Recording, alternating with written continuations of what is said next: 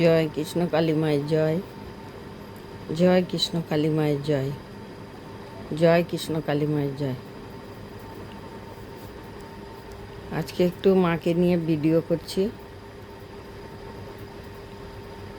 এটা শ্রাবণ মাস 2026।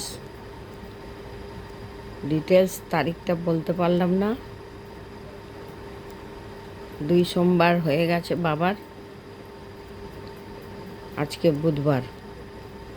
সোমবার 2 সোমবার হয়ে গেছে শ্রাবণ মাসে। আজকে হচ্ছে বুধবার, মানে 3 সোমবারে চলছে। আমি একটু সময় আছে তাই ভিডিওটা করছি। একটু আপনারা ভালো করে দেখবেন ভিডিওটা। মাকে তো দেখাচ্ছি, আগের তো ভিডিও অনেক হাত নড়েছে, ভালো করে দেখায় হয়নি, ওঠেনি ভালো করে, তার জন্য একটু ভালো করে দেখবেন। এখন একটু চেষ্টা করছি ভালো করে তোলার। আজকে একটু সময় আছে। আপনারা ভিডিওটা দেখছেন, নিজেরা দেখবেন, অপরকে একটু সাহায্য করবেন যাতে তারাও একটু দেখে আনন্দ হয়, তারা সব কিছু খবর পায়, তাদের সমস্যা যাতে সমাধান হয়। মায়ের খবরটা পেয়ে যে মা হাওড়াতে আছে। হাওড়া, এটা হচ্ছে হাওড়া। হাওড়া আমতা রোড, সলভ বাজার। মা সলভ বাজারে নেমে টোটো করে ডাঁসি মনসাতলা হচ্ছে মায়ের অরিজিনাল অ্যাড্রেস। হাওড়া থেকে আমতা রোড, সলভ বাজার। সলভ বাজারে নেমে ডাঁসি মনসাতলা হচ্ছে মায়ের অ্যাড্রেস, মায়ের নিজের বাড়ি। কিন্তু এই বর্ষা হওয়ার জন্য, কাদা হওয়ার জন্য মাকে একটু ওখান থেকে মনসাতলা থেকে বার করেছি, একটু সলভ বাজারে নিয়ে এসেছি। যেটা সলভ বাজার থেকে নেমে আপনারা ডাঁসির টোটো ধরতেন, এটা সলভ বাজার থেকে আর একটা স্টপেজ চলে আসবেন আগে, ডোমজুরের দিকে একটা স্টপেজ আসবেন, সলভের মধ্যেই আছে। এটা হচ্ছে সলভ স্কুল বটতলা, সলভ স্কুল বটতলা। আর ওটা ছিল বাজার। বাজার থেকে আর একটা ছোটো স্টপেজ আছে, একটু আগিয়ে আসবেন। বাজারে নামবেন না, সলভ স্কুলে নামবেন, নেমে যে কোনো লোককে বলবেন বেলতলা ক্লাব যাব। বেলতলা ক্লাবের মধ্যে এসেই বলবেন কৃষ্ণকালী মা কোথায় আছে। এখন মাকে ভাড়া ঘরে নিয়ে এসেছি, এখানে এখন ভাড়া থাকি। আর কতদিন থাকতে পারবো আমি কিছুই জানি না। আগেবারও বলেছিলাম দুর্গা পুজো করে তারপরে মাকে নিয়ে যাব, কালী পুজো, দুর্গা পুজো। তো মা এমন কেস করেছিল, মায়ের তো মানে কোনো হিসাব নেই। মায়ের যতই বলবো ততই কম হবে। আমরা সবাই ভেবেছিলাম যে সলভে একটু জল কাদা হয় না, পরিষ্কার রাস্তা, তাই জন্য আমি মাকে কালী পুজো, দুর্গা পুজো সব কিছু পুজো করে আস্তে সুস্তে নিয়ে যাব। কিন্তু মা এমন করে দিলেন কি বলবো। কোনো দিন যেই বাড়িতে বলে, বাড়িওয়ালি বলে 30 বছর ধরে ওই বাড়িটা হয়েছে, কোনো দিন তাদের ঘরে জল ঢোকে না। সেদিনকে হঠাৎ করে জল ঢুকে দিল, পুজোর কদিন আগে, দুর্গা পুজোর কদিন আগে এমন ঘরের ভেতরে জল ঢুকিয়ে দিল যে মায়ের কত জিনিস জলের ওপরে ভাসছে। এমনকি আমরা শুয়েছিলাম ভোরবেলায়, সেও বিছানা, পুরো সমস্ত বিছানার মধ্যে জল উঠে গেল। এটা হাঁটুর নিচে ঘরের ভেতরে জল। ভাগ্যিস মায়ের বেদিটা একটু ওপর করা ছিল, ইট দিয়ে একটু উঁচু করেছিলাম তক্তাগুলো, তো মানে একদম তক্তার লেভেলে জল। আমি তখন খুব কাঁদছি। আমি বলছি এত জল হচ্ছে, আর এই বর্ষাকাল, আমি জলের ভয়ে এখানে আসলাম। আর মা তুমি কি জানতে না এখানে জল হয়? তাহলে তুমি এখানে আসলে কেন? আমি জানতাম না, তুমি তো জানতে। তাই মা তোমাকে হাত জোড় করে বলছি, মা তুমি নিজেকে রক্ষা করো, নাহলে এখন যদি এই বেদির ওপরে জল উঠে যায়, মা আমি এই জল পড়ছে, কোথায় তোমাকে নিয়ে যাব? আমি খুব কাঁদছি। বাড়িওয়ালিরা সব বেরিয়ে এলো, সবাই অবাক হচ্ছে। আর 30 বছর ধরে আমার বাড়িতে কখনো জল ঢোকেনি, আজকে এই প্রথম জল ঢুকেছে।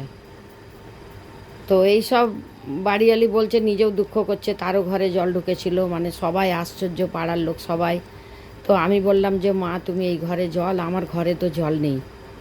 এখানে ভাড়া দিয়ে থাকছি এতগুলো পয়সা, তারপরেও যদি এরকমভাবে বাড়িতে জল হয়, তাহলে মনে ভাবলাম তাহলে তো আমার বাড়ির ভেতরে জল নেই, ঘরের ভেতরে জল নেই, তাহলে আমার ঘরটাই ভালো। রাস্তার কাদা জলের জন্য লাস্টে সেই দিনই মাকে নিয়ে চলে গেলাম। মায়ের কাছে যখন কাঁদলাম তখন জলটা কমে গেল, জল কমে গেল, এমনকি ঘর থেকেও জলটা বেরিয়ে গেল। কিন্তু আমার ওইটাই মনে হলো যে আবার যদি হয় তাহলে মাকে আমি কোথায় রাখবো? এই জল বর্ষায় আমি কোথায় নিয়ে যাব? তার থেকে আমার ঘরে জল ওঠেনি, আমি সেখানেই মাকে নিয়ে চলে যাই। যখন আমি ওখানে এসেছি তখন আমার পাশের বাড়ির লোক কাঁদছে। তখন আমি বললাম, কি হলো তোমার, কাঁদছো? তখন ও খুব আমাকে বলল যে আমি বলছি তুমি একটু বসো। না, আমি যখন শুনলাম মা এখান থেকে চলে গেছে আমি খুব কান্নাকাটি করেছি। ও পুজো পুজো দিতে আসতো, যখন একটু ছেলেদের কিছু হলেও চলে আসতো। তো আমি সবসময় মাকে মানে কাজ করতে করতে উনি নাকি কাঁদতেন যে মা তুমি কেন চলে গেলে, মা তুমি আসো। তো যখন এসেছে তখন খুব কাঁদছে, বলছে মা আমার কথা শুনেছে। মা যে কার কথা শুনেছে সে তো মাই জানে, কেউ জানে না।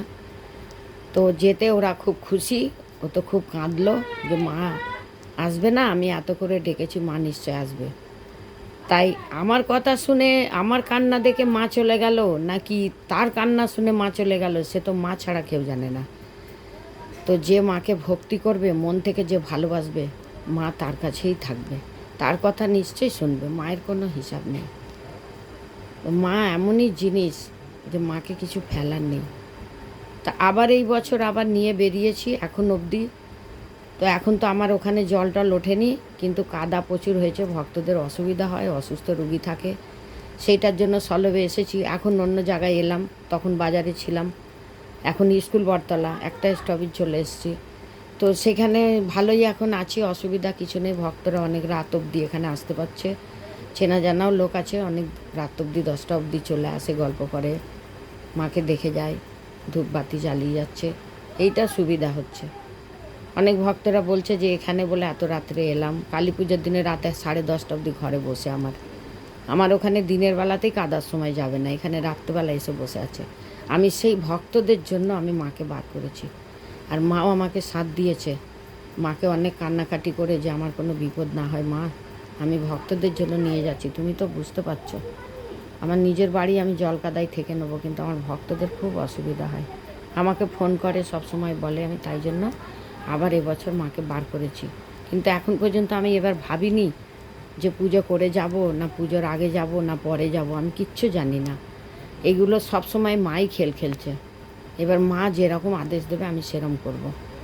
আমি এখন কাউকে বলতে পারছি না যে আমি এই স্কুল বটতলা থেকে আমি আবার পুজোর পরে চলে যাব, বর্ষার পরে, নাকি এখানে থাকবো, জানি না। আমার আর্থিক অবস্থা ভালো নয়, একটা বাচ্চা ছেলে, রোজগারে আমার সংসার চলে। তারপরে ভক্তদের থেকে তো আমার বলাই আছে যে মায়ের কাছে আসতে গেলে কোনো পয়সা কড়ির কোনো কিছুরই দরকার পড়ে না।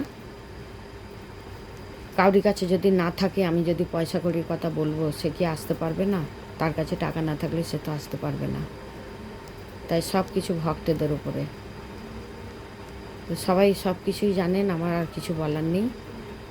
জয় কৃষ্ণ কালী মায়ের জয়, জয় কৃষ্ণ কালী মায়ের জয়। আর আমার ফোন নাম্বারটা দিলাম 9903910562, 9903910562। একটু আমার মুখটা আপনাদের দেখাই। জয় কৃষ্ণ কালী মায়ের জয়। আপনারা ভালো থাকবেন, সাবধানে থাকবেন, সুস্থ থাকবেন, মাকে ডাকবেন মন থেকে। মাকে আমি যখনই যাই কিছু বলি, মন থেকে বললে পাওয়া যায়। আমি মিথ্যে কথা বললে তো আমার পাপ হবে। আমি অনেক কিছুই পেয়েছি, এখনও পাচ্ছি।